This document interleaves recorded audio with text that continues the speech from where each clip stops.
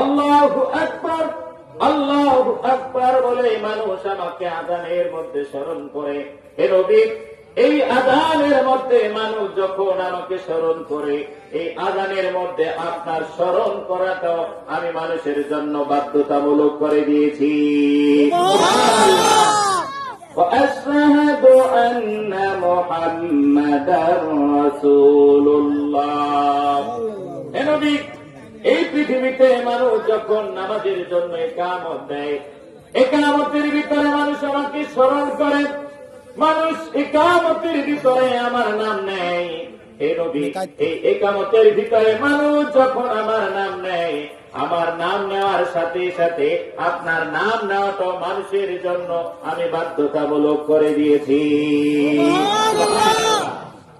অফিল খুতবা, এই পৃথিবীতে মুফাসসিরিন কিরামগণ, খতীবগণ যখন বয়ান করেন, বয়ান করার পূর্বে তারা খুতবা পেশ করেন। এই খুতবার ভিতরে আমার নাম খতীবেরা নেয়, মুফাসসিরিন কিরামগণ নেয়।